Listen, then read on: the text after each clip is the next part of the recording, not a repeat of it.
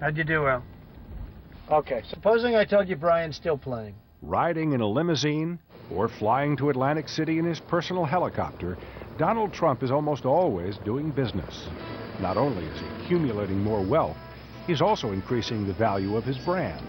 Well, I was lucky to have the name Trump because it just works. Trump Tower, as an example. I mean, it just worked from the day I said, let's do it. And the job turned out so successfully, Trump Tower, that I started doing it in other locations and in other cities and in other countries.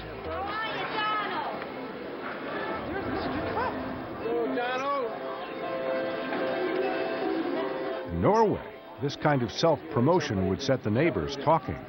But in America, it works like a charm. You guys came down on a Trump copter? No way. Serious? Is he really here? Donald Trump's success can be attributed to hard work and clever deals. But on the other side of the globe, great wealth has a different explanation. Good karma.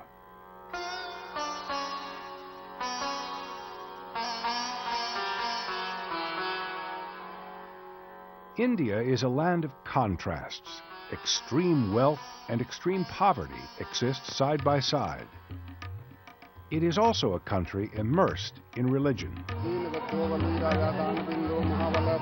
Over 80% of the population practices Hinduism, a religion that believes in reincarnation, where your behavior in this lifetime has a direct relation to what you will become in your next lifetime.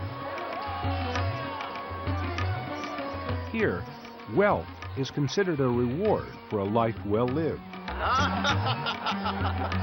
And this is the woman who holds the purse strings, Lakshmi, the goddess of wealth.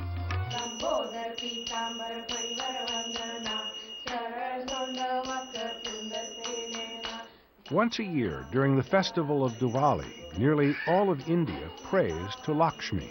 Lights are lit to welcome Lakshmi into homes. When you light the diyas and you put it outside in your balcony, that's when God Lakshmi comes. But just because Hindus have a goddess of wealth doesn't mean they worship money. Hinduism also teaches that eternal happiness can be reached when one becomes indifferent to material wealth.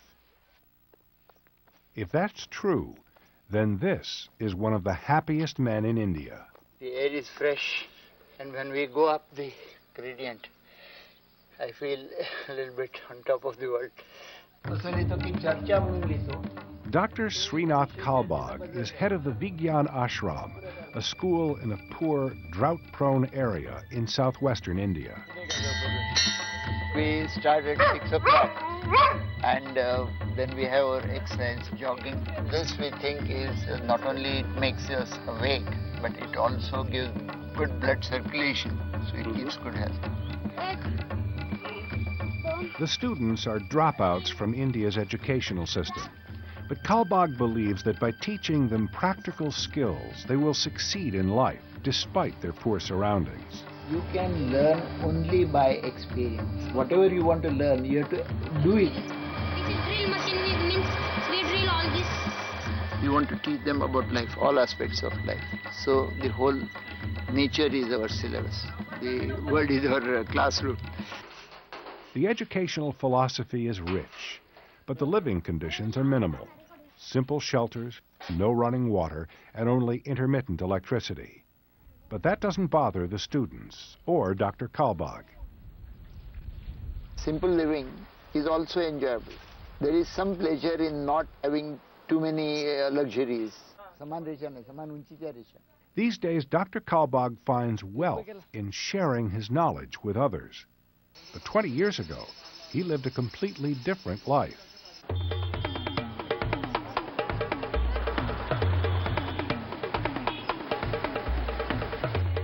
Kalbag lived and worked in Mumbai, formerly known as Bombay. He earned a doctorate in the United States and went on to become a top executive at Hindustan Lever, one of the largest companies in India. I could afford anything that I wanted. Certainly I had a car and I had a house. There was nothing that I felt I couldn't afford. He lived in a wealthy suburb, had a chauffeur, and earned more than 30 times the average Indian salary. We were rich compared to the society around us. but there was something that was pinching me. I had not done my duty towards the society. At age 54, when he was at the peak of his career, Kalbag left his life as an executive in Mumbai and started his school for dropouts. Money is a pleasure, nice food is a pleasure, having all those comforts is a pleasure.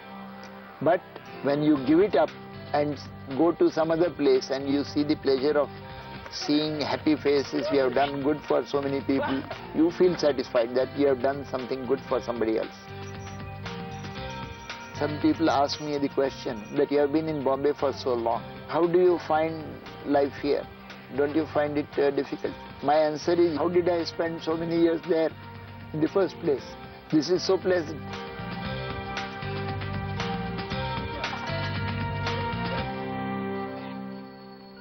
Over 4,000 miles west of India, Dr. Salamatu So arrives at a market in the remote village of Chin Tabaradan. Here, she hopes to get news of where the nomads are camping. Here is the most important market of the area where they come to sell their cattle and buy what they need. And they come in the market to show how beautiful their cattle are. One bull or a good milking cow can be worth up to $350, which is enough money to sustain a nomadic family for an entire year. Cattle is richness, not only material, but also spiritual. For they think that the world was created from a drop of milk. Besides being a place where the nomads can buy supplies, the market is also a social event.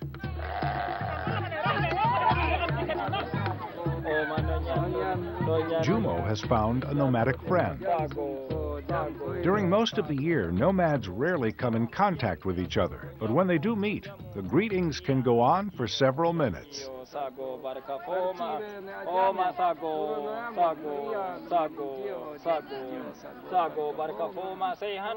Jumo's friend is from a tribe of Wadabi that is camped just 20 miles away. If the road holds out, Dr. So will meet the nomads in a matter of minutes. Norway is a country that tries hard to share its wealth evenly. But each week, Norsk Tipping, the Norwegian national lottery company, upsets the balance. 49-year-old Åsa Holtmoen has just become a millionaire. Vi fikk se det, da ble vi både stumme og vi raset omtrent, og så ringte til min bror og så til min søster og talte om det, at jeg hadde vunnet så mye penger. Jo, tusen takk. After winning the lottery, Åsa is over $500,000 richer than she used to be. But today, she has something else on her mind.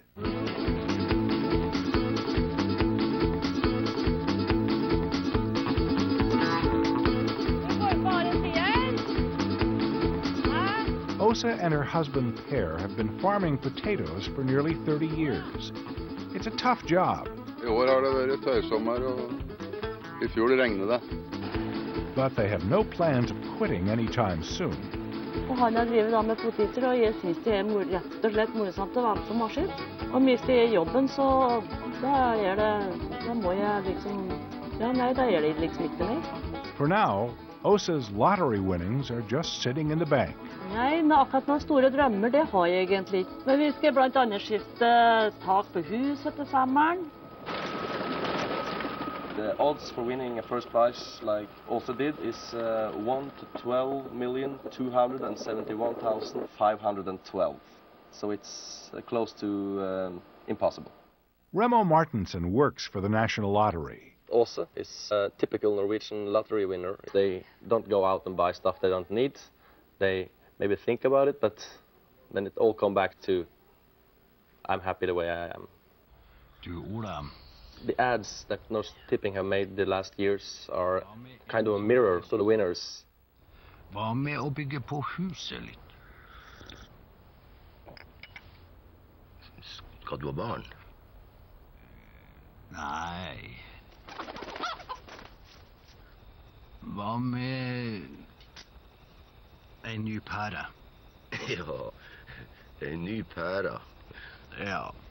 Ja, flink gutt han. Ja da. So far, Åsa is acting just like the guys in the commercial.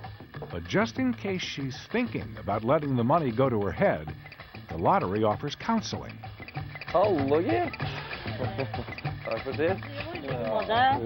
It can be a hard thing from an ordinary woman from the countryside. So we offer to stay in touch with them and take away some of the pressure. We are very determined to make them understand that this is not going to make them more happy than they were before. Kanskje også en potismaskin gjør oss trenger. Så... Det er ikke så viktig, kan få leie folk til det da. Nei, men det er jobben min. Skurtraskeren har jeg ikke vasket enda. Og ikke skal det gå I gull og diamanter til noe slag. Nei, du, at jeg blir arbeidsledig. Jo, potiser til middagen, det må jeg ha hver dag. Det må jeg. Jeg blir aldri lei potiser. I think if it also started to buy expensive things like a Ferrari or going to Spain, people will start talking in the closet and say like, she's going to be broke in 2 months, wait and see. And when she's broke, they're going to say, what did I say? I think that's the Norwegian way of thinking. You have a dream, but when the dream comes true, you don't fulfill it. Nei. Så vi tar en for det, vi. Nei. Og svett og... Varmt.